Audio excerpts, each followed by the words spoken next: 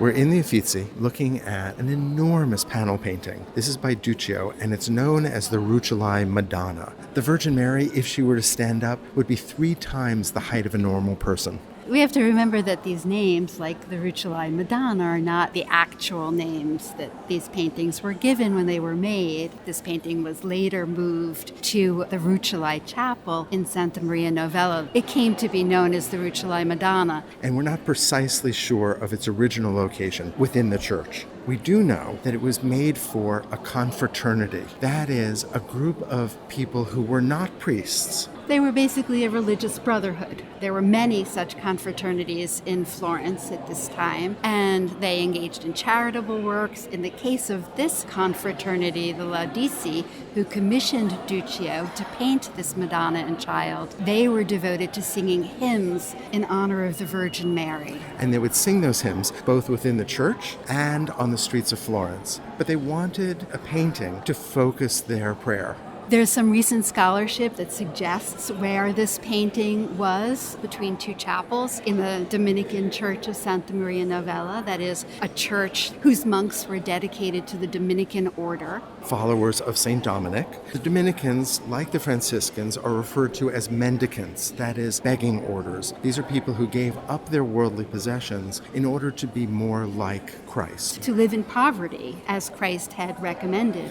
Ironically, these orders became very wealthy, largely because the merchants of Florence became followers and would give them gifts. And this would give them access as well. Access, for instance, to prime real estate close to the high altar within the church in which they could be buried. And had prayers said for them after their death, prayers that would hopefully release them sooner from purgatory and allow them to get to heaven. This object is something that is possible really only because of the extraordinary wealth that is being generated in the mercantile culture of late 13th century Florence. It's important to think about that space of the church, of entering a sacred space, of the sound of prayers, of singing the praises to the Virgin Mary. Very different from the hum of voices here at the Uffizi. It would have been a relatively dim space. There would have been incense, and of course the sense that you were in architecture that was representative of heaven. The people who commissioned this, the confraternity, would not have had access to much of the church.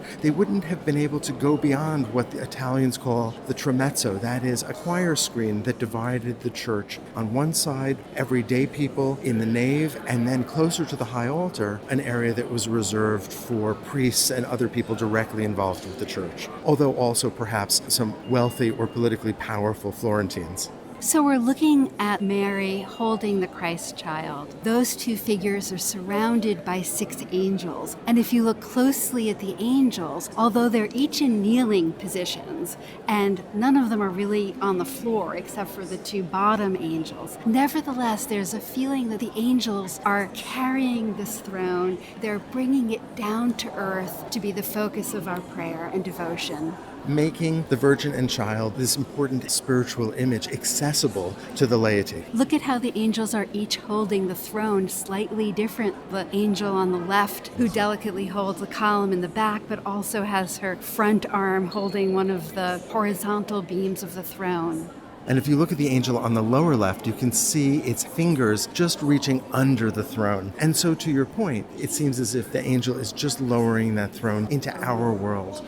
What I'm struck by is the delicacy of the colors that those angels wear. We see greens and blues and violets all against this beautiful, rich gold background that is meant to express the light of heaven. And the throne, which is so highly decorated, these gold lines that give us a sense of the volume, the roundness of these columns that create the throne. But the throne seems as if it's made of gilded wood. It seems as if it could actually be constructed. This is something that a carpenter could build. And Mary has behind her a cloth, which is supported by some finials and arches at the back of the throne, and that idea of the cloth of honor, often something that we see in the back of the enthroned Virgin Mary. Framing her. And then we have the 2 primary figures.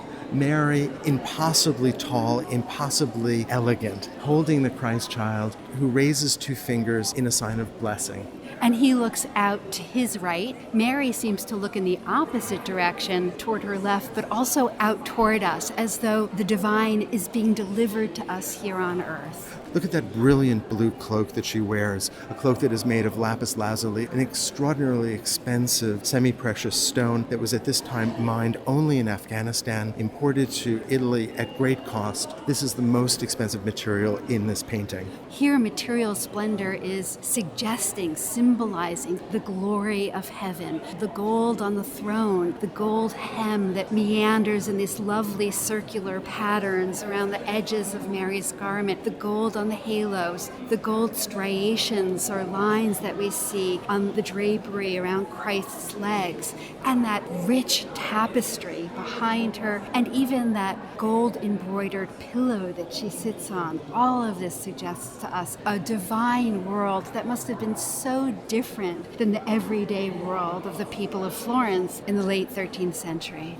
Although this painting was produced for Santa Maria Novella in Florence, it was actually painted by Duccio, who's a Sienese painter. Siena and Florence were rival cities in what we now call Tuscany, both wealthy republics, but occasionally at war.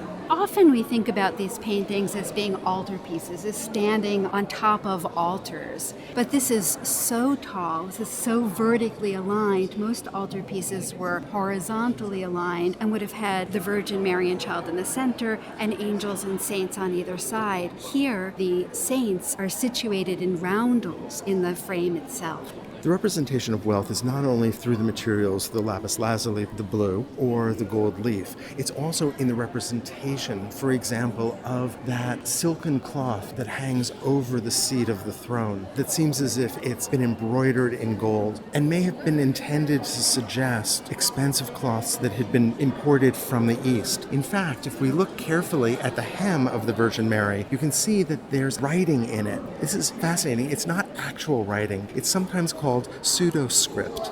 It's lines that are meant to look like letters, but not letters of the Latin alphabet. These are meant to reflect the kinds of letters that the Italians thought of in the Eastern Mediterranean, that is, Arabic or Hebrew or some amalgamation of the two. Jerusalem lies to the east. The important Byzantine Empire lies to the east.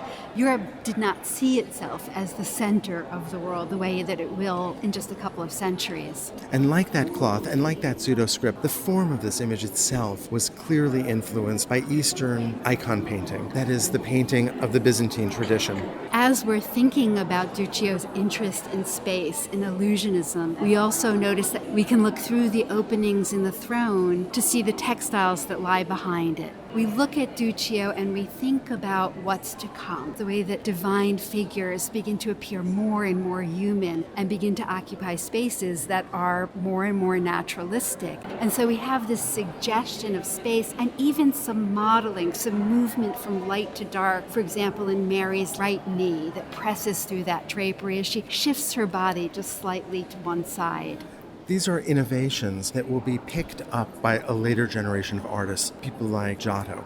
And so we can begin to see at the end of the 13th century and then into the early 14th century, this interest in showing divine figures as having some sense that they exist in space. And just as the angels seem to be bringing this throne down from heaven to earth, so the figures begin to seem to occupy a world that we recognize. And therefore, we begin to empathize with these divine figures who more and more seem very much like us. Despite the fact that this figure is 3 times our height.